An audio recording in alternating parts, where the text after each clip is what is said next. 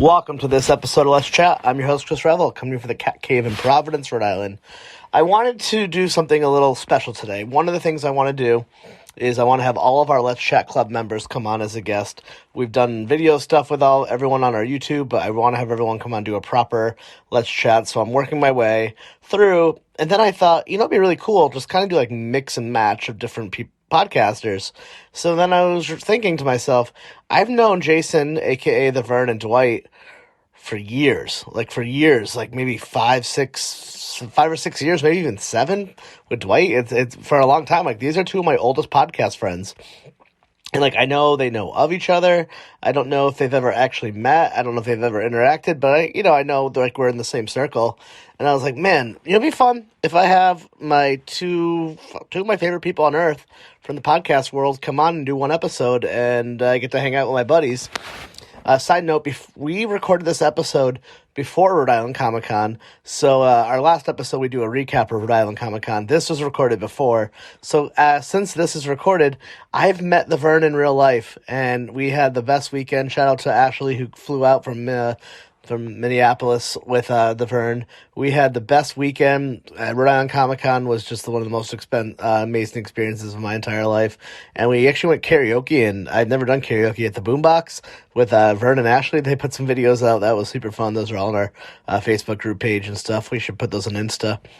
And then Dwight, God, we used to be on the same network. We used to do TV at My Brain together on Cortemp Arts Network, covering Mr. Robot. He's someone who's become a podcast and a personal friend like the Vern.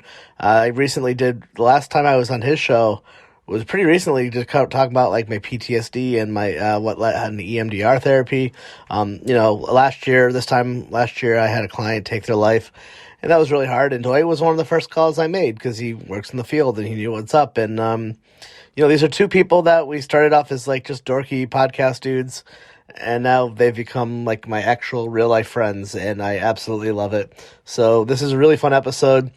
I'll do a quick little housekeeping and we'll get right into it.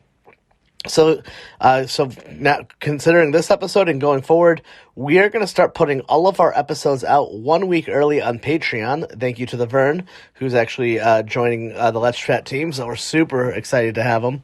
And so if you want to hear episodes early, that's one way. Dwight and I do another podcast called Let's Chat Zeitgeist, where if you join to Patreon, Dwight and I get together weekly and discuss the current state of pop culture. We're going to do a ton more, sending out merch and whatever you want. What do you want? Let us know what you want to see in the Patreon. We're looking to make this happen for you. We are really, really, really excited about this. So if you're a fan of ska music, our next few guests are ska themed. We were going to be it will be Sean P. Rogan, who is the founding member and guitarist for Big D and the Kids Table. We will also be having Dave McWayne will be on for a future episode, the lead singer of Big D and the Kids Table. That was thanks because of Sean, so thank you for that. That was awesome. And Matthew Stewart from Streetlight Manifesto and Sonetta are returning for their second appearance. And you can see Streetlight Manifesto is in Boston in December. I'll definitely be there. And the following day, that's Saturday, the Front Bottoms are playing with Piebald. Our past guest Colin from Entropy and Dana Bolian from 2 Week Notice podcast, Pile's tour manager, are going to be there right in Providence, so hopefully I'll be at that show as well. Keep the conversation going. Join our Facebook community, which has been really fun. We'll put all the links in the show notes. Thank you to our sound engineer, Robbie, for this episode, our editor being Vern. And if you want to hear any of those those episodes a week early, join our Patreon, and we're looking forward to having you. Anyway, I was also recently a guest on the Pure Pleasure podcast, which is really fun. Pure Pleasure podcast is a really great music podcast hosted by Dewey Halpus. He's an Anatomy of the Ghost and Portugal the Man, and he'll be coming on this show pretty soon because I think we're buddies now. But we talked about his episode of I got to cover a Zach Blair Rise Against, which was really truly an honor, and man, that was awesome. So we're on at Let's Chat Podcast and all the things on Facebook, Twitter, Instagram. Our Facebook community has been really kind of where it's at. We're posting everything there first. It's really growing. It's really fun to see. And hey, anyway, let's get to it.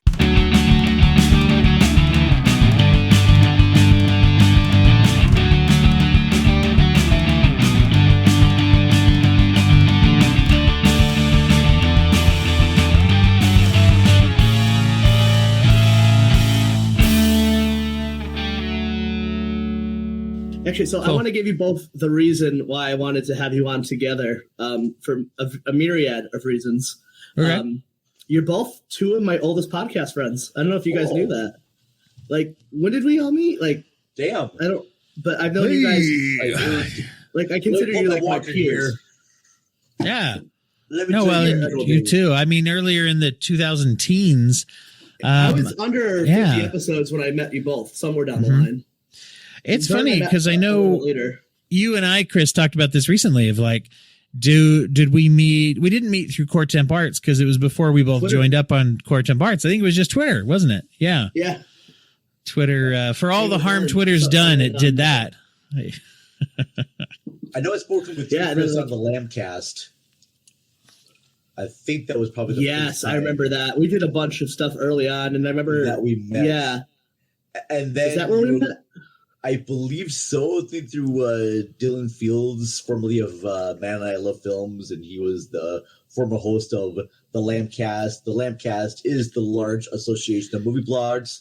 And I know we did a few episodes there, and then you were starting a show. This is after your partner already left, and you just had me on just bullshit about movies. And then I had you back on my show to talk about favorite childhood movie moments, and then we just kind of went back and forth and just started doing other things. And then you started up this podcast network with Bree, and invited me on, and it's been a ride.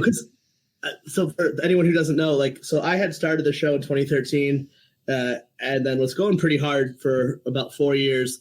And then when my wife, when we had our daughter, my wife had a really traumatic birth, and I basically kind of quit the show without telling anyone. So but I knew you guys from even before then. And so in my head, absolutely. There's this version for me in my personal life. There's before, the kids, before Felicity, after Felicity, but you were some of the peers from that era that I lost touch with a lot of people from back then, but you two were kind of some of the group of people that I kept in touch with over the years. And and then once we started to kind of take it, I decided to take this more seriously. I don't want to say take it seriously, try to actually build this into more than a podcast. You guys were some of my first calls. It was Vern, I know I've told you this, but there was a period when I quit, but didn't tell anyone. And you were one of the nicest people on Twitter. You were always just always kind and supportive. And thank you. I remember there was one time being I'm done, but all right, I got to put out one more episode. I had one episode I wasn't going to put out. I was well, I know Vern's waiting for it. You became this person in my head. Be when things got really hard, I was well, at least one person cares, and that was enough to kind of carry it on. And then it's cool because now we've all got to work together on a professional level. Isn't it cool? We're all just a bunch of hobbyist podcasters who now have we work together and separately within the industry as a whole. Yeah. Overnight, we all became we went from just the noobs, to literally elder statesmen overnight. To the preeminent podcasters in the field that we are now. There's basically, there's Scott Aukerman, Mark Maron, Jesse Thorne, and us. You guys have, way just more kidding. Professional equipment and, way more of an audience than I do here. I don't know, man. You got you have a really, really, really good audience. Yeah, the people who the Cinema Recall fans, whenever I've gotten to go on your show, I think all of us don't have numbers, but when people listen, when I've appeared on either of your shows, I've taken so many of your followers. Really? Okay, nice. I love it. I know for a fact I could be yep, they found me through here, or vice versa. Our audiences are all super nice and cross over really nicely together. That's a blessing right there. And I'm really trying my best to help promote other shows that I've been on or have been a guest on my show. Recently, I've had on one of the hosts from the Film Fluence podcast, Kiati. And the basic premise of the Cinema Recall is to have guests come on. And please, I hope you two come on the show to talk about a movie they really love, a moment from the movie they really love. And then we're going to act out that scene, and I'll add in sound effects and music. So I had Kiati on the show to talk about Clueless, and we performed a scene from there. But before she was on the show, she tweeted out what am I doing wrong? I only have less than 100 followers. We have these episodes out. And so I looked at their episodes feeds, and I saw you only have 5 episodes up right now. It takes a while for followings to happen with podcast shows, but don't give up on it. listen to a few of your shows. You and your host Cody have some really great chemistry with each other. So just keep working on that, and then you just try and give tips like the whole Fallen Friday. Share other people's posts. That seems to help out a lot too. But just make sure you put out the content that you want to put out. I think that so many like podcasters, they try to do stuff what other people want, and they try to release content they think will get them the hits. But if you release the stuff that you want to listen to, then the hits will kind of come to you. Don't worry about what other people. And it's hard to get into that too, because you see what's trending and you're like, oh, I should talk about this topic right away because it's trending right now. But that's not necessarily going to give you the listens. I don't know, Dwight, do you find that to be true or not? I do. Yeah, I mean, I know for me, I am one of those that sort of subscribe to the philosophy that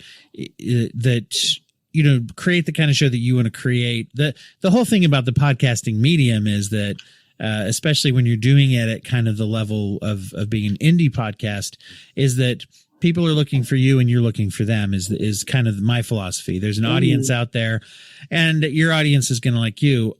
I don't know about you guys, but I belong to a lot of these podcasting groups on Facebook, and about every third post.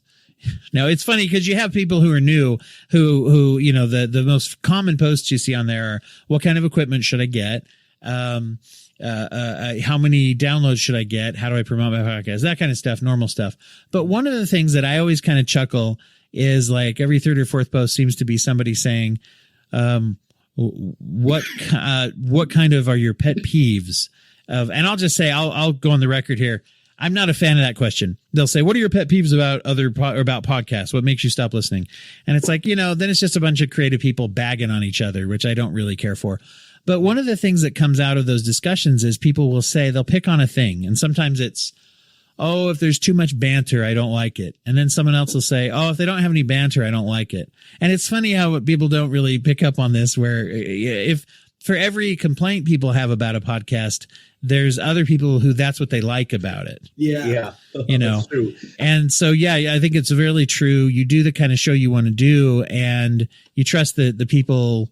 The people you're looking for are people who are going to enjoy you and be your audience. You're not, and then you can work with them. I mean, you build a community and they're like, gee, Chris, I wish you would stop with all the alt-right QAnon stuff. And it's like, okay, well, my audience doesn't, Chris's audience doesn't care for some of his extreme right-wing views. Just waiting for Chris to rebut. No. Or when he goes on and on about the moon landing never happened or flat Earth, whatever, It was all me. Yeah. Remember my podcast? That moon landing was the greatest thing Kubrick ever shot. That was like beyond amazing. I mean, forget about Space Odyssey. Oh, I got to remember the name of this now. Now that I'm here, I'm going to start the tangenting.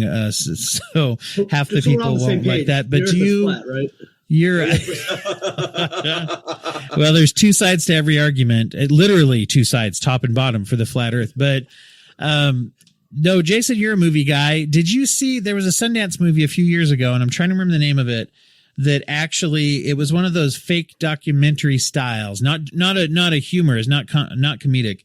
Okay. And it was under the premise that what if two guys from the CIA really did fake the moon landing, in order to bolster national. And it was basically told as if this guy who was a CIA agent analyst was also obsessed with filmmaking. And so he was filming himself through this process. So it was essentially these two guys and a filmmaker. Oh gosh, what was it called? This sounds like a comedy with Sean William Scott and Luke Wilson. That's the thing, is it sounds like that, but no, it was very much done in a serious tone of like, and it just kind of showed how it spiraled. Like the premise was that it just kind of spirals. They started out as, we could do this. Oh, we could. And they sell it to their superiors, and then it gets a little bit more. They get a sound stage. And then there's like some agents that they're being followed while they're doing this. It sounds fascinating. It was really kind of interesting. The thing that I thought, though, as I was watching it, is it was so kind of, you kind of went along with it step by step, like, oh, I can see this is now spiraling. And at the point where it's released to the public, they're kind of like, oh, what did we do? Right. There's this kind of feeling of like, we did that. Oh, and there's and spoiler for anyone who doesn't want to know. Do you want? I mean, I don't know if you guys care. You can spoil it. Yeah. So, spoiler of a movie that I can't remember the name of that I promise the exists. Sean William Scott movie that will be coming to theaters in the future. Thank you, Beautiful Pictures, for an idea. By the way, you can pay me royalty rights, and also you have Let's Chat royalty rights too, because I was on the show promoting it. It's Hey, Vern, wait a minute. I got it. So in the end, what happens is that one of the guys gets killed.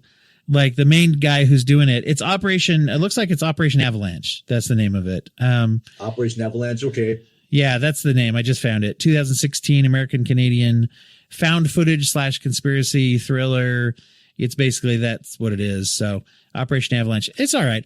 It was interesting to watch, but here, the whole point is, you kind of, one of them like dies of a fake suicide and the other one goes on the run, essentially.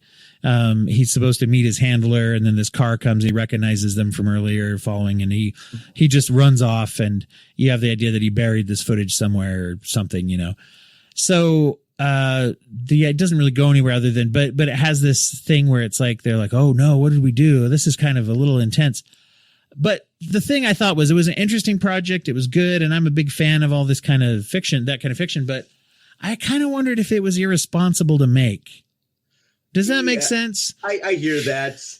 I don't know. It's a hard thing to say too, because I know a lot of people believe in that stuff. As long as the movie is responsible about the message that they're trying to convey, like, hey folks, here are two guys that actually did try to fake the moon landing.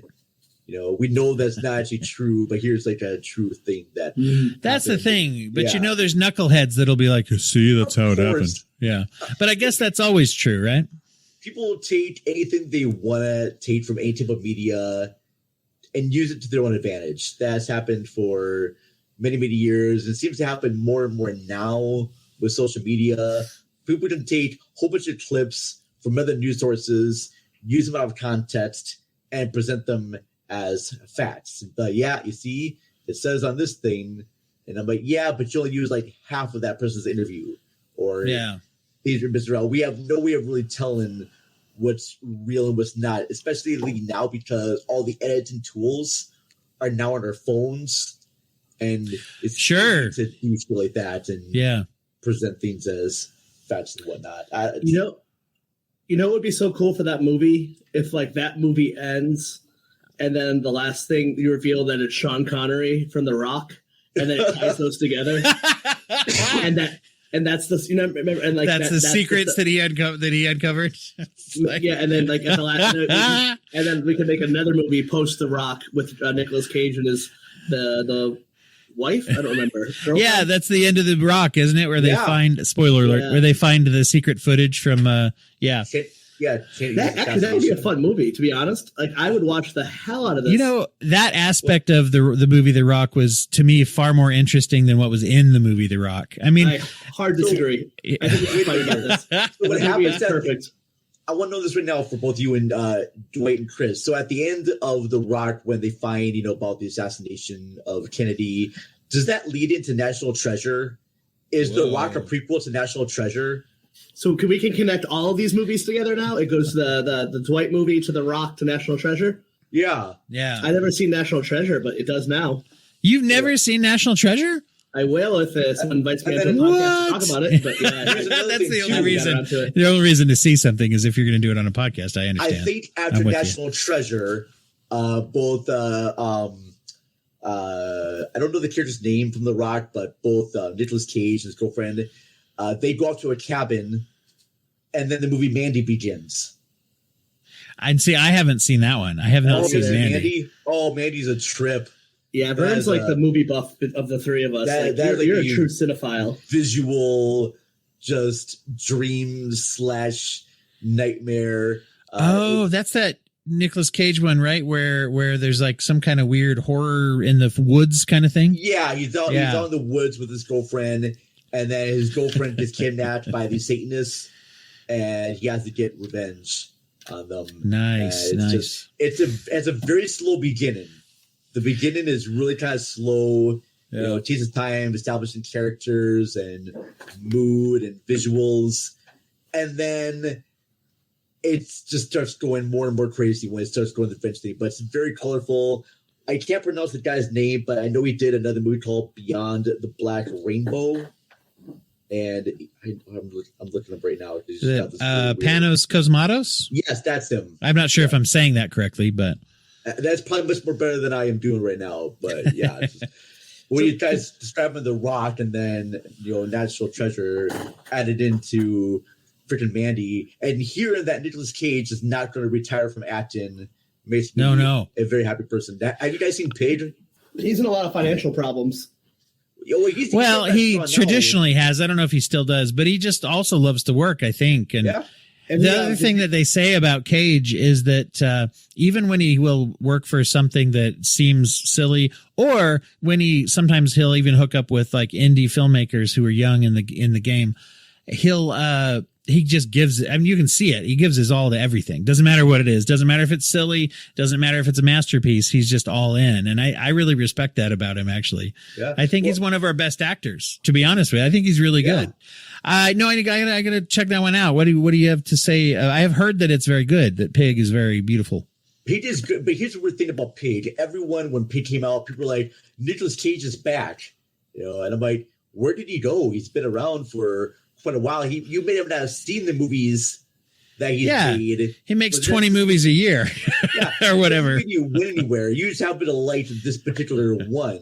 Yeah. But his acting style hasn't really changed really. Mm-mm. He's still Nicholas. He's still a good actor. You may think, well, he's not going to be doing the wild, crazy persona. I'm like, the reason why Nick Cage has a wild, crazy persona is because that's kind of part of the script. It's part of the character. Nick Cage doesn't come into a studio and be like, all right, guys, here I am.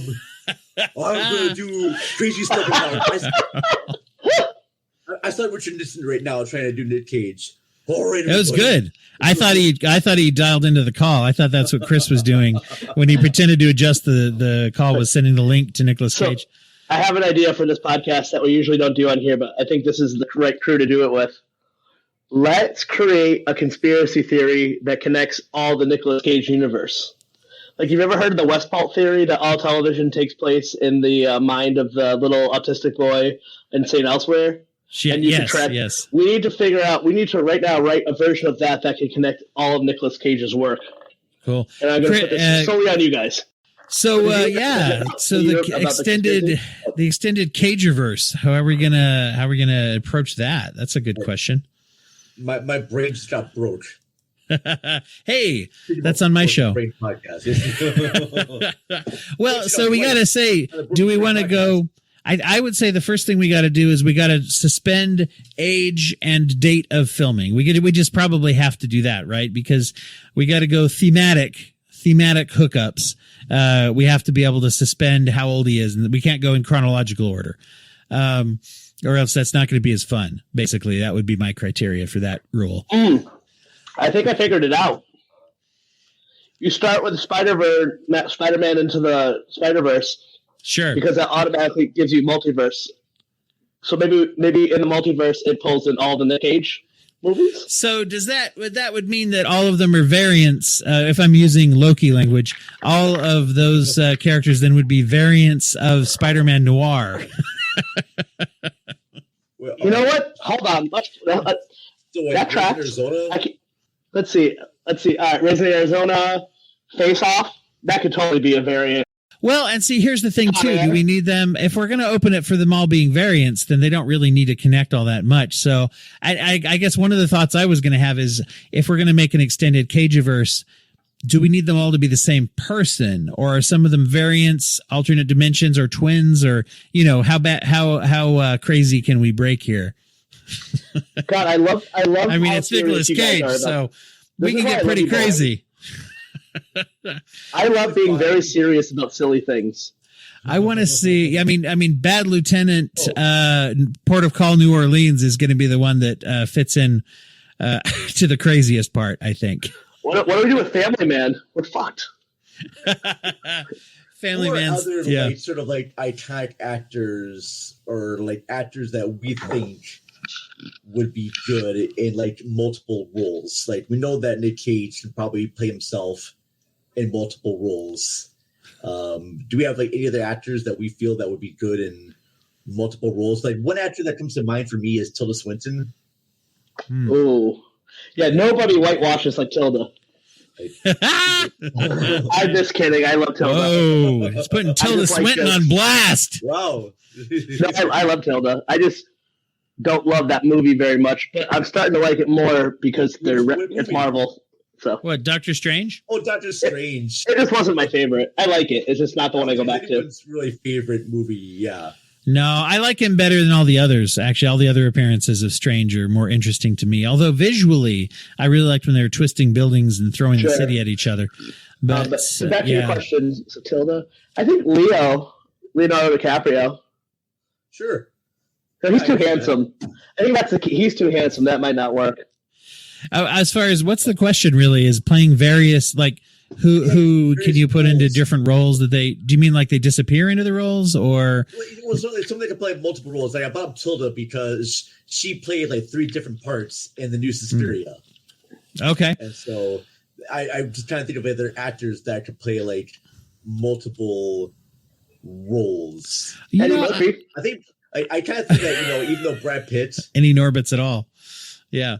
It's the handsome guy. I think Brad Pitt can play like multiple roles. Brad Pitt's a good one. I would also say, although I don't see him doing it as much, but Paul Giamatti is pretty good that way. Oh yeah. When they've pulled him into things. I mean, although the most baffling was his appearance in Jungle Boat just recently, or Jungle Cruise or whatever that was called. Yeah, I saw that. He was in it. That was weird. He was in it for like 30 seconds. It was a very strange choice. Yeah. It was not a good movie. I didn't care for it all that much either. I was a little let down after I was so excited with Cruella. And actually, you know what? That's another one. Emma Stone. I mean, especially after seeing her in Cruella, I'd like to see her. She's had a bunch of roles. Mm-hmm. Was that good? Oh, yeah. I loved it. I really loved it. I don't know about you, Jason, but I really enjoyed it. Oh, it was great. It was good. Yeah. I really liked that one. Yes. Yeah. That was one that... hopefully, because I know that Disney really wanted the Jungle Cruise to be like their big selling point, and then Fox came out with Free Guy, and Free Guy just took over the whole box office market. And I'm pretty sure Disney like, fuck, I wish that was ours. But Free Guy was really good. It was. I haven't seen it yet. You fucked up by seeing Jungle Cruise first. Free Guy was awesome. Like, yeah, it's better that out there. Even my real name is Jason, but I do call myself the Vern. Yeah, no, kept throwing me for a loop. I'm like, who's Jason?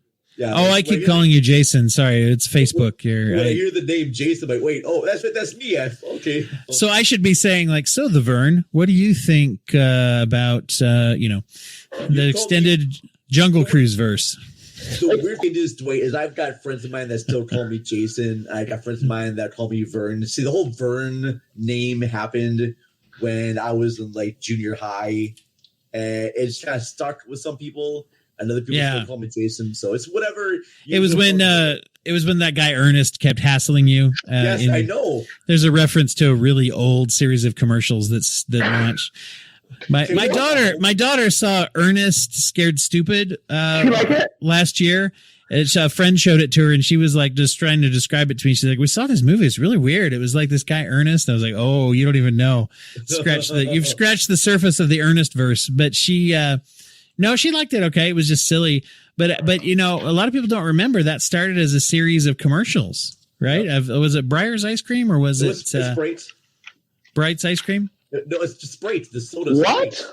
Oh, was it a Sprite commercial? Jeez, I don't remember that. But it was all POV of just Ernest, and he was hassling his neighbor Vern. And that's why if you go back to like Ernest Saves Christmas and Ernest Goes to Camp, there's a scene, I think in each of them, where it just switches to this POV as if you were Vern. And it's like his big line was like, you know what I mean, Vern? Know what I mean? Hey, Vern. And he's just like bothering his neighbor and being obnoxious. Yeah, that was the whole thing. He comes to your home, he wrecks everything, and then he just takes off and leaves. Yeah. I'm like, Ernest, you asshole. You come into my home, mess up my house, wake up my wife and kids, you fucking asshole. All right, get the hell out of here. Can't believe wow, we touched a nerve with Vern. So many times that asshole Ernest comes to my house, he wrecks shit, and then he gets credit for it. And I'm just some chump. Yeah. Can't say anything back, you know. And here I am. I'm trying to take videos of my house, and here comes this asshole just coming in there. And you know what, Ernest? I do not know what you mean. All right, I don't know what you mean. Stop that shit. I was explaining to her that Ernest Scared Stupid was like right at maybe it's hard to tell, but it was right at the point where the Ernest bubble was bursting. They thought they could make. Then there was Ernest Goes to Jail, where he has like an evil doppelganger who's a guy who escapes from jail and frames him for being. It's essentially the plot of Muppets Most Wanted, but it was made way before. I think about that. That's amazing. and so which I guess both are really based off of The Man in the Iron Mask. Let's be honest, you know. Everything is taken from another movie. Everything you love is taken from someone else you love. Speaking about Muppets. Go back to an early episode of Cinema Recall where me and Chris talked all things Muppets. It was a lot of fun. We talked about our favorite Muppet songs and Muppet movies. Are any of you going to be watching the new Muppet Haunted Mansion on Disney Plus? I watched the preview. Yeah, it looks when it amazing. comes out. Sure. Yeah. I really want to interview Yvette Nicole Brown from Communities in it. So she's on I'm trying to get to her right now. If anyone out there can help me, I've already put the word out. Okay. Well, if she's listening, I know enough people who know her from I have a lot of friends who are host community podcast, and the community podcast community. That's a lot of word. A lot of the cast and crew and writers all go on them. So I have Alex from 6 Seasons in a podcast. He's interviewed Ken Jeong, and he's internet friends with Ken Jeong. It's he's actually famous. This is one of the things that, Chris, you're very good at, which is the networking and the guest getting as far as getting into I think we should talk about me some more. Professionals. This is what I'm talking about. That's what I'm great at. I need this. Chris, that's actually why I brought you here. You got good celebrities on your this show. Whole thing. I mean, you've done some amazing work on this. How do you get these guests on the show? I'm sure listeners would like to know how you get. Yeah. You can hire me at. I will take your money and tell you. No, I'm just kidding. I'll tell you all for free as well. The fun thing out there, I actually I just booked my first consulting job as well, so I'm starting to move into that way. Man, I don't know. I think I always my first step is I always do the 6 steps of Kevin Bacon, and I'm like, who do I know who knows this person, and I try to kind of work my way into the radar that way, and then. I don't know. I've got very fortunate over the years because I almost never go through PR people. I've usually get shut down by those people. Sometimes it's luck. Sometimes I think it's a numbers game. You ask 100 people, but if one person says yes, no one knows about the other 99. But no, I think there's more to it. I think a lot of it, definitely a learning curve I've learned. I think, guest beget guest. You're right. I thank you both for those nice words. It really means a lot. It really, truly does mean a lot. But my first guest was my father-in-law, so I didn't come out of the gate swinging. I'm 8 years in of but I don't know. I don't know why. I don't know if anyone else notices, but sometimes I'll just notice someone on Twitter. I'm like, I don't know why they're responding to me, but I'm gonna just keep talking to them as long as they do. How much do you value going through celebrities' trash cans when they're? Oh, that's been super helpful. Yeah. You know, one of the biggest guests I ever got was Chris Gethard, and it was such a weird way. Him and I are both a part of this. He has a fake name profile, which we're both in a Facebook group dedicated to New Jersey pop punk, and I saw he was in the group. I didn't say anything to him on it. I was just respectful. I watched for a couple of years. And then one day I saw he posted about his new passion project. And then so I hit him up. Do you guys know David, the producer from Unwritable Rant? Yes. Yeah, we're like Facebook friends. Yeah, he's like my mentor. He back in the day had made a video of how they book other celebrities, of how to like interact with PR people. So that stuff has been super helpful as well. Sometimes if I'm lucky, I'm at a level where at a point where people will request. Sometimes is always nice. That's good. But all truthfulness, if anyone wants to talk about this stuff off mic, hit me up. I will talk for hours because I have a whole system in place. I have lists. I save contacts. I have so many. I think one of the biggest rules for anyone listening is also being super respectful of people's privacy. So, like, even though I have Chris Grethard's email, I'm not going to give it to anyone without his permission. Like stuff like that. Because I run into that where people aren't cool. Like, you got to be like super respectful with that stuff. But I somehow I got my hands on this thing called the Blacklist that was going around, and somebody in Hollywood made a Google Drive for and it's just all black actors, all people of color and black. The Rainbow List, and I don't know how, but somehow I got added to that list and saved it. And I've used it a ton, but I've never shared it. Just always respectful with it. I don't ever off mic. I will gladly send that to you guys. Okay. But yeah, you might want to edit that part out. So yeah, I don't know. I think sometimes I think booking guests on shows can work for some shows and not for others. See, I'm still trying to find a niche market. Like most of my audiences have to do with cult and weird type of movies, and so that's the type of people or the celebrities I want to have on my show. Yeah. I would love to have Darcy and Joe Bob from The Last Drive-In to be on my show. I think Felicia Rose to be on my podcast. Just have them do her quick little moments. I would love to have Darcy from that show act out a scene from Scream because she loves that movie. Yeah, I think that's the key, right? Start small, guest beget guest. So I have one of the first name quotes guest I had on was my friend John, who played in a band called Folly. Not big, but in a super hyper niche community, they're a name. So niche, every celebrity I've had on is only a celebrity in their little world. Outside of maybe a couple people, except a couple people. I guess Rahul Kohli might be the only one who's since then has gone to actual celebrity status. So yeah, my personal theory is if I can get a message to someone and I can add 3 names that they recognize, then I have a chance. So if I'm going to email Yvette Nicole Brown, I could be all right, I've had 3 people on that I know you know. I'm also a really good stalker. To be honest, I go on websites, I follow people on social media, I hunt. I'm kind of sometimes with certain guests. I wanted to have Benny Horowitz on from the Gaslight Anthem and going off track for about 5 years. And I fucking stalked that motherfucker. I waited. I followed everything. We have a bunch of mutual friends. And just by and sometimes it's happenstance, my good friend Dan Shields, who's actually in my wedding, was the merch guy for the Scandals who went on tour with Gaslight Anthem. So Dan, you got to help me out. Can you please get a message to him? So I could so I saw his DMs were open, hey, Benny, blah, blah, blah. I've had on these people, and Sean Connery, and Matt, and Dan. And I don't know if that works, but sometimes that's how I always think of it. Pick the guest you want, find 3 people that that they know, and try to get those 3 people and work your way up. Did you just say you had Sean Connery on your? Did you just imply you had Sean Connery? Nice, yep. Yeah. Up yours, Trebek. It's this is like the 2 truths and a lie. Then you say 2 that you've had. I know. No, but but you guys, I'm such a fan of both of your shows as well too. Vern, you've been pumping out content left and right.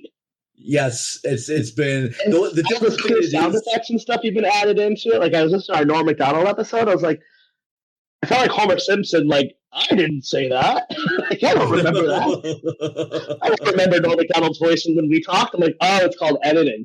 Yes. Yeah. And actually, that's been kind of fun too, because doing Cinema Recall has led for me to edit for other programs. I've edited episodes of Let's Chat Live.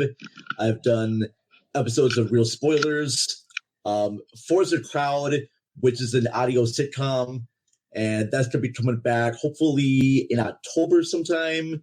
And then I just started editing for a new show that I'm totally just like blanking on right now. But yeah, it's been good. All three of us kind of did the same thing. We're like, because there's like 4 ways you can usually profit for your podcast, but it seems like all three of us kind of went in the direction of like, let's make the podcast our microphone, so that we can go take that and go work elsewhere. Like, you know, Dwight and I and Bree worked on a production for George Floyd's uncle for a while. That an unproduced project that ended up not happening. But that was like, you know, Dwight has a fucking production company. It's actually called a fucking production company. Weird name, but what are you gonna do? That's the edgy name. Yeah, it depends on the audience. Right. Yeah. No, I found the show here. It's called Crooked Table Productions. They do shows like Close Watch and Franchise Detours. But yeah, I got contacted through them from the Kevin R. Brackett from Real Spoilers. And then another person that I haven't even heard of before, but this show called Binge Movies. And I heard my episodes like, hey, the Vern's a good editor. And then Kevin came on and was like, yeah. Like, this other guy was looking for an editor, and it's all been just kind of like great word of mouth. And that's kind of, that's where I'm at. Just because of timing too, because like, we all have day jobs, and Dwight and I have kids, so like I can't take on much. But like, I got really fortunate where a company found me and offered me a position that I wasn't looking for. And I'm like, amazing. Okay. Well, I know this. So some years back, Raz had messaged me on Facebook. They're in Rhode Island. They were doing a podcast, and I don't remember what, but I remember him just asking me some questions, and I was just being friendly. And I think he said like, I was just someone he kept in the back of his head for a few years that I never knew about, because like, and then when they needed somebody, I was on his list. And I really think too, though, Dwight, when we started working with Soen, that was like, they say if you want to do something, the first thing you do, you just have to say it out loud. So I think between that and then me constantly posting that I was working on other projects probably sparked something to them. So like, you know, if you want to be an editor, like Vern, I know when you said you wanted to edit, it's like, well, no, just say it out loud and tell people, and then the work will follow.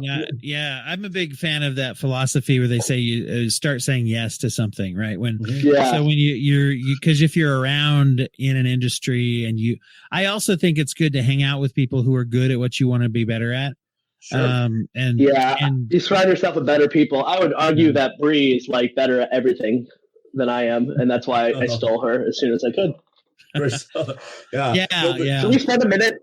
Can we spend a minute just talking her up in case she ever hears this? No, I'm just kidding. Because she couldn't make it today because of her job. She can make it a ringtone on the show. Yeah. Cool. She can make it a both of your one sheets. That must have felt so good for both of you when she did your one sheet, because like I was like, oh my god, you guys have much bigger shows than I realized. Yeah.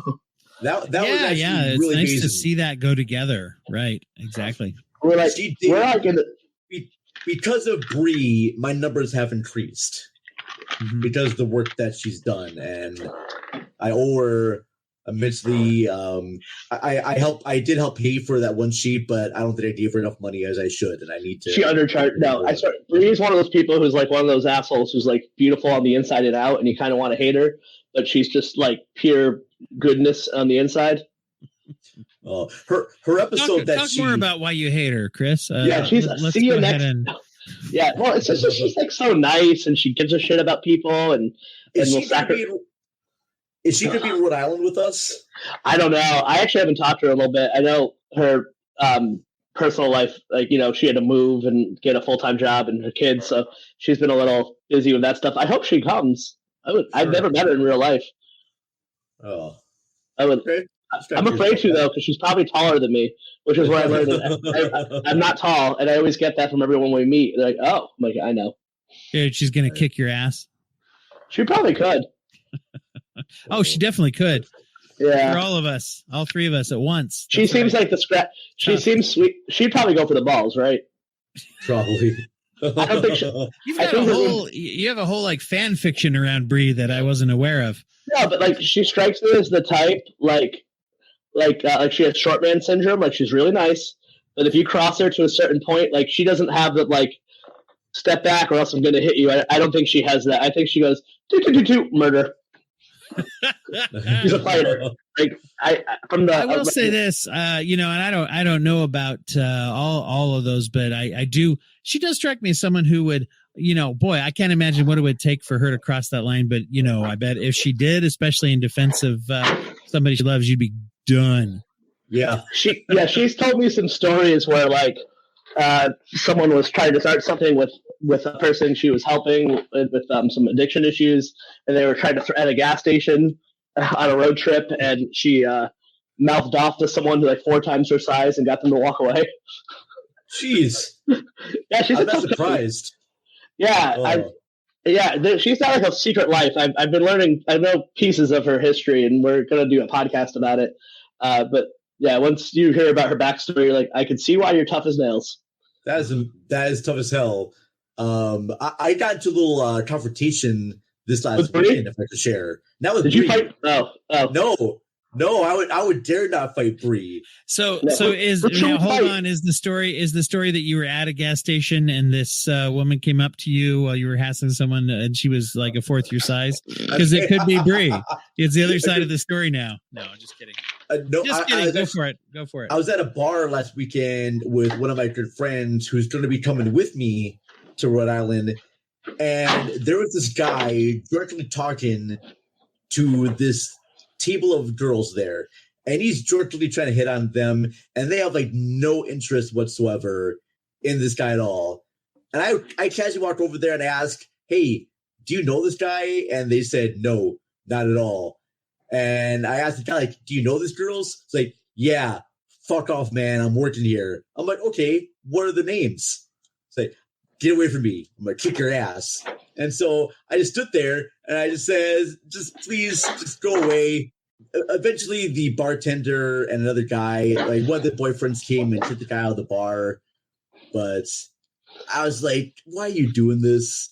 Yeah, man, you're standing up for people, I mean, I think, who that is, that kind of guy. That's the kind of guy that kind of guy claims don't exist. Right. That's exactly the type of guy who would say that people like him aren't real. Like, oh, come on. It's not that bad for women. It's like, no, dude, you're the guy. So that person thinks that the moon landing is fake, right? But the weird thing is afterwards, I told my friends about this and they're like, so did you get their numbers? And I'm like, that wasn't the thing I was going for. So then did you start harassing them after the other guy was out of the way? Yeah, that's what your friends want to know. Yeah, that was so cool of you to stand up for those chicks. Did you sexually harass them? Yes. Yeah. Hey, I did some. Yeah, I did some human courtesy. Now you have to have sex with me. For me, yeah. No, I'm not going to do that fucking bullshit. Yeah, I just think that there's been like this stigma about how men and women are supposed to act around each other. Oh, yeah. And have to be like this macho type of persona and fight things or just jealous. Sorry, I'm kind of talking off topic here. I just this one. I think we may have we strayed away from the laser tight theme that we had. No, we talk about stuff. I'm like, we were talking about Nicolas Cage, and that was it. By the way, I'd like to know: did we finish any thread that we started? That's the other thing that we have to track. No, okay. We know that Nick Cage is part of a multiverse. That's true. We got that. We got that going for us. All right. The Cage reverse. We talked about that because hold on. I got it. I got the tagline. We never did fit Captain Corelli's mandolin but anyway, go ahead. So we have to call it the Cage. It's the Cage. We had to do the multiverse for the Cage reverse because no cage can hold Nicolas Cage. Oh, and then the sequel when they all meet each other is called Cage Match. Could we make a movie called Can't Be Caged? We should start a separate podcast where we just come up with different ideas for movies, out of movies they like to see. Like the one I always use is in Spider-Man Far From Home. The scene right before he tells Zendaya that he's Spider-Man, they walk for about 30 seconds and it looks like Midnight in Paris. I want everything stripped away, and I just want a 2-hour movie of Zendaya and Peter Parker, no superhero stuff, just having a romantic date in Prague. That's all I want. Sort of like Yeah, Before Sunrise, like that whole Ethan Hawke trilogy, like Before Sunrise. Yeah, exactly. Sunrise.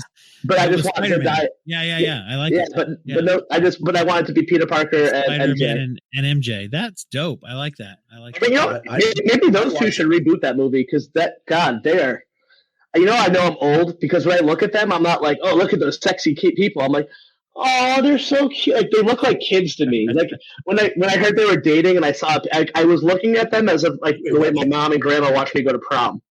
Well, it also, I mean, because Zendaya, because I was already an adult when she was in like teenage that show that she what show was that? Dancing, I never heard of her. Dance.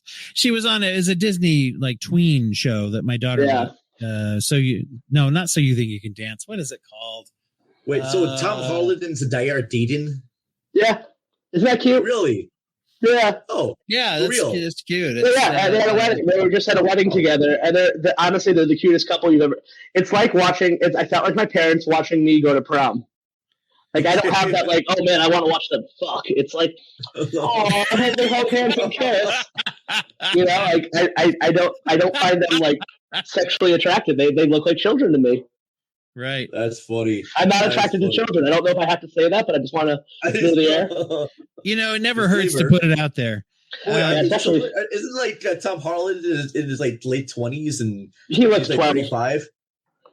I don't know. I thought Zendaya was young. Like I'm watching Only Murders in the Building, and it's the first time I've like Selena Gomez looks like an adult to me. I'm like, oh, she's hot. But like before that, I always thought she looked like a kid.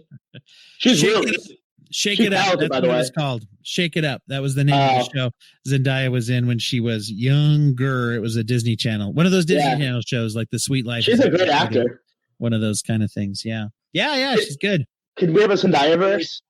Sure. I mean, eventually, I'm sure. Great, because she's MJ. She's in The Greatest Showman, which, you tie that in with Hugh Grant. That's another Marvel tie-in. He's going to be Wolverine again, probably, at least at some level. He's too old, though, I think. Yeah, but they could do like a multiverse, or they could have like a flashback. Like they'll find a way to bring huge. I liked my two favorite Hugh Jackman Wolverine things are Logan, and even though I didn't really like the X-Men First Class movie, it didn't do anything for me. I did like his cameo. Yes, his cameo was the best. Yeah. What about Deadpool? Going back to like Selena Gomez and Zendaya. Selena Gomez is 30. Mm-hmm. Zendaya is like 25. So you don't have to feel bad, Chris. Yeah. If you're attracted to. No, I don't feel bad. But Zendaya looks like a kid. Like she looks very young. Yeah. So that means that, boy, the future's going to be great because I'm almost going to be 50 soon. So hell, if that act didn't look good with being almost 50, this is going to be great.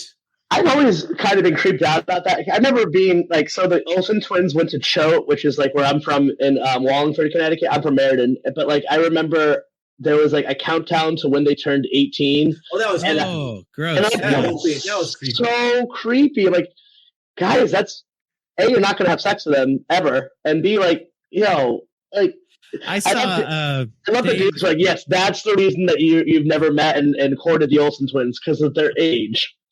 Dave Goulier, who played Uncle Joey on Full House. I say that as if any of us don't know, but I saw Dave Goulier on some reality show several years ago. I don't even remember which one it was. It was some celebrity for charity thing of celebrities who weren't really doing much at the time. Anyway, but I just remember one of the other contestants was like, "Oh, hey, you worked with the Olsen twins," and this was when they were kind of big as like 20 somethings. I'm going to say, mostly they were big because people remembered them as babies. So this guy's like saying to him like, "Oh, you work with the Olsen twins on Full House?" He's like, "Well, yeah, of course." And the guy's like, "They're hot, right?" And like he got like offended and he was like, "Look," he's like, "don't say that to me." He's like, I knew these two girls when they were babies." He's like, "They're like sort of like adopted daughters to me. I mean, we're great friends." And I'm like, he's like, "It's just gross that you would say to me they're hot," I know. It's so weird. And people, especially dudes, get so weird. And you can always tell who's in an unhappy relationship. Like I saw a bunch of people, old friends over the weekend, and the people who are unhappy in their marriage were still like checking out chicks and therefore I'm like, guys, I don't What? Like I'm aware of people being hot. Don't get me wrong. Don't get me wrong. I notice the hotties, but like, I don't need to be like almost. I'm 37. I don't need like my friend to be yo check that out. Like, no, why? Like, yeah. I'm in a very happy marriage. Like, I don't know what is wrong with you. Maybe you should go to therapy. Yeah, you can address if someone's like good looking or not. I'm not even against like noticing someone's hot, but like the whole like nudge your arm, like, yo, look at that ass over there. I'm like, I'm not 17. Don't do that to me. Check out the butt on that. Yeah, he must work out. I do that. Sometimes I screw with people like who I don't like who do that to me, and if I know they're like kind of homophobic, they go check her out. I'm like, oh yeah, he's pretty cute. No. I'm like, yeah, dude. So that's your style. You like theirs? It's so fun. That's my favorite thing that ever happened to me in a gym, in a workout gymnasium. No, there was a Gold's Gym that I used to go to. I say used to. God, what a brag session here. I know. I've been to one before. That's all I'm saying. Whoa, Dwight Hurst, everyone. You guys can see me. You know how it is. Anyway, I not for a long time, but anyway, this one time I was walking into the men's locker / bathroom, whatever, the locker room, and this guy was coming out, and he almost ran into me, and he just goes like, "Oh, excuse me, babe," and walks around me, and I was like, I got around the corner and I was like, "Did you just call me babe?" I was like, and it was like one of my funnest experiences. I was like, I'll take it. Cool, yeah. I don't know why, and I don't know why you did. It doesn't really matter why he did or didn't. It was just fun. It was like I never had someone say "excuse me, babe" when they almost. You should turn around like, "Hey, look, it's a dick, but smaller," and then run. It's like what? It was fun. You gotta say thank you, Toots, or turn around and say something like that. That's kind of like endearing, something like that there too. Like even if someone says to me, guys, girls, it's like, "Hey, honey." I had a situation once where I was at a restaurant with some friends, and a guy came up to me and he says, "Hey, I just want to say, I think you're really cute." And I said to him, "Hey, look, buddy, I'm not gay, but that's the nicest thing anyone has ever said to me. Can I buy you a drink?" And I did. And we had sex. It was great. Yeah, yes, you did. And then he blew me. No, yes. Well, and I think we're all of that generation to where we were raised in a world that expected us to really freak out and care.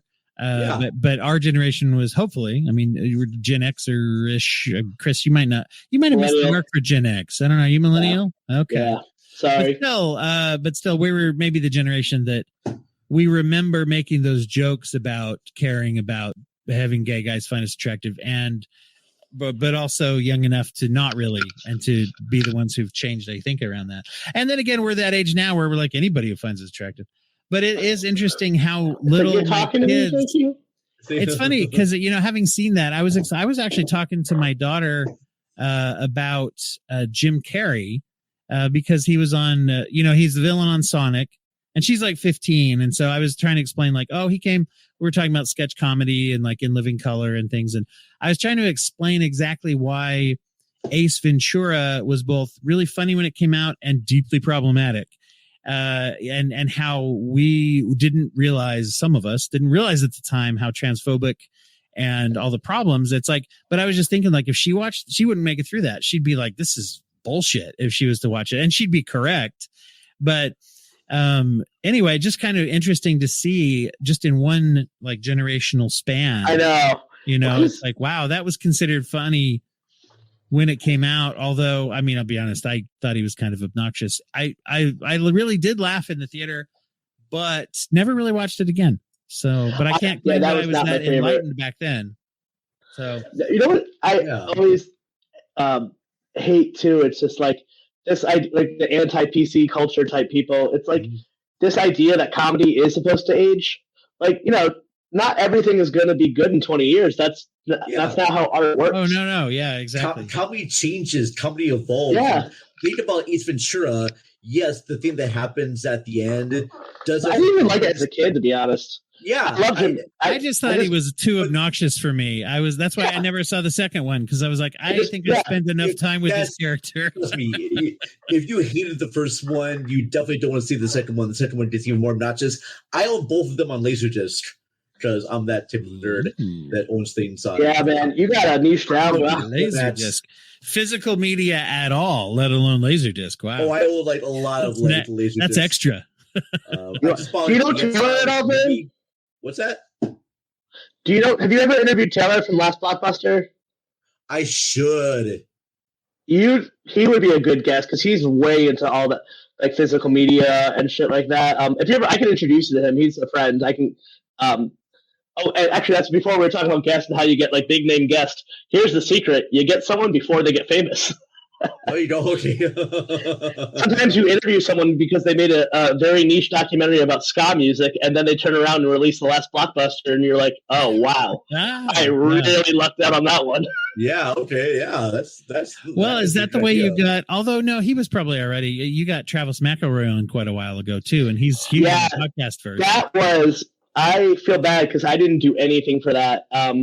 I had gotten a shout out Mark Hershon, one of my he's a writer.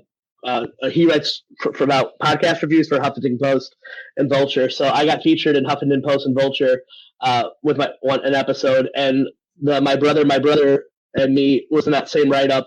And my mutual friend Jacob Holler tweeted to Travis, is like, "Hey, you should be on Let's Chat." And I was like, "Hey, yeah, man." And we knew a couple of the same people. Like he knew Ash Blodgett. So I was like, yeah, we were both in the same. He did a tweet. He's like, I'm looking to go on all the podcasts. And so someone tweeted us. So I was like, yeah, we were both in the same art. We both got reference. I know Ash. And he said yes. But they got way bigger after that. Yeah. But yeah, that was one I didn't do any work for. Right. Cool. Yeah. Cool. Before I got to kind of start wrapping it up, but I want to make sure we get to talk about both of your podcasts a little bit. Sure. Dwight, can you start us off and kind of give us your little elevator pitch for anyone who wants to listen to Broken Brain? Sure thing. Yeah, The Broken Brain is a look at psychology and culture with the assumption that the world is too interesting to be boring. That's the way that I try to look at it. When people can you put that on a shirt? I want that shirt. that would be a good shirt. That would be a good shirt. I'm gonna write that down, dude. And then just have a brain logo or something. Yeah. I would buy that. That would be a good shirt. I want this now. We should make that happen. Yeah. When people ask me, that's actually my thought process behind it's The Broken Brain, because talk about psychology and mental illness, but also the deeper reason is it's sort of the next level after blow your mind. Blow your mind, break your brain, and find something interesting. And have a lot of people on who are researchers or psychologists. Also, a lot of people who are immersed in culture. And Chris, also, he's a class unto himself. Will come on. One of the things I'm going to criticize you, just because I don't think you market the pop culture aspect of your podcast enough, to be honest. Because people don't realize how funny Dwight is. Like, you're a really just naturally funny person. It's like because your podcast is not. I love it. It's not boring, and it's not like a boring psychological podcast. Like, there's such a pop. Even when you're interviewing researchers, like you always have the best quips. And by Chris, I'm going to compliment you. No, it does. It's funny because it lands better with some than others. I've noticed there's some that just go right back, and it's really cool. And then isn't that the fun when you make a joke in the silence? You're like, it's going to be that kind of interview. Sorry to interrupt your speech. Your podcast is great. I love it. Actually, that's something I do value about it. And I will say, most people, I want to be fair to all my guests. Most people in that field can give what they get too, as far as that goes with jokes and stuff too. So I want to be fair to my guests because they're all probably listening. No, none of them listen to me probably. Anyway, and so Vern, tell us about cinema. Recall some cinema with us. Okay, so as I mentioned, Cinema Recall, we have gone through so many different seasons of Cinema Recall trying to find our right format for the show. We had seasons where we did like deep dives on movies. Like we did a deep dive on Barry Lyndon and Mulholland Drive. And then I've had shows where guests will just come on, just randomly talk about movies. But our newest season right now is we bring a guest on, they talk about a moment of a movie they really love, and then we're going to act it out. There's going to be sound effects and music added to that. That takes time to put together. It takes time to actually find guests. It takes time to actually do the episodes because I can only record either during the weekdays before I go to work or on the weekends. But so I apologize that we have guests scheduled, but they're not really scheduled till November. So there's going to be episodes up for Cinema Recall, but they may not be as often as I would like. But yeah, come check us out. If you love movies, we talked about a whole different types of movies, from the classics to the cult favorites to blockbusters to bargain bins, just everything in between. And yeah, it's just been a lot of fun. So cinemarecall.net is the website. Find us there. Search us on your multi-universe spheres of fighting podcasts, Cinema Recall. We're on there. I'd love to have both you, Dwight, and you, Chris, be on the show. That would be amazing. I was just scrolling as you were talking. I was scrolling through your podcast back episodes here, and I'm like, wow! And it's totally like you say. You've got like multiple episodes where you focus on the works of like De Palma, and then you've got them where you're just like talking about, some of the just kind of like you said, bargain bin or cult classics and things too. So I love it. Yeah, I'm excited. Oh, I love that. Thank you both so much. It's been fucking wonderful after all these years getting to just like have, I don't know, just all of a sudden we're all part of the same like class of this. And we got so lucky that we started in this industry when it was like kind of being built. And like, I don't know, when we all started, at least I kept hearing, you sure missed the boat. Podcasting is over. And to like, we got to literally, we had a very small piece, but we got to help build the podcast, especially the podcast industry and community. And it's just cool to actually both get to call you friends. And Vern and I are going to be going to Rhode Island Comic-Con too. So we're going to get to meet in real life. Yes. And and for anyone who doesn't know, I think for both of you, I know our the friendship has evolved past just podcasting. I know I've talked to both of you separately outside of the podcast world on the phone more than once about non-podcast things. Yeah. Just like friends. So it's really cool. And get to have you both all be part of the Let's Chat Club. Thank you. Really cool. Thank you, Chris. You too. Thank you, Dwight, for helping me out with the whole podcast editors group. I'm definitely going to be looking into your show as well. I never listened to mental health shows before, but it's a good starting point if that's not your world, because it's like you could have a PhD or you could just be someone who doesn't know anything about it. But Dwight walks that line of that perfect level where you don't have to have a master's degree to listen, and it's not sad. And I guess sometimes people think that with mental health podcast, right. And oh my god, I loved your episode. It was semi recently, and you had the father son who ketamine treatment. Yes. Yeah, from the ketamine clinics in Los Angeles. Absolutely. Yeah, I've referred a lot of your. I've put. If you see a lot of Rhode Island, Massachusetts downloads, I've recommended your podcast in several IOP groups over the years. Awesome, thank you. Yeah, and Vern, man, God, Cinema Recall, killing it. I can't. And thank you for having me on for that Norm Macdonald episode. That was really special because I didn't realize how much of a special place in my life Norm had until he was gone. Well, here's another plug too, Chris, because on my episode I just released on Friday, which is the day we're recording, I played your ad spot at the end of it. Oh, thank you. Made for you.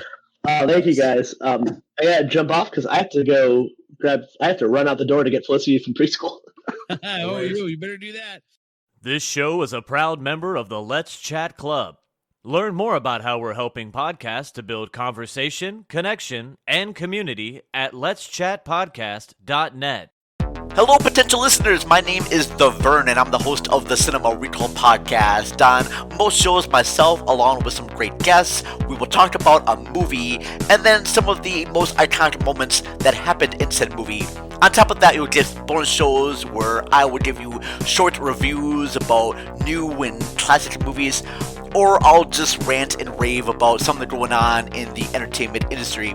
So come check us out. We're available on Anchor, Spotify, Stitcher Radio, Apple Podcasts, Google Podcasts, most other places. Don't forget to follow us on social media. On Twitter, we are at cinema_recall.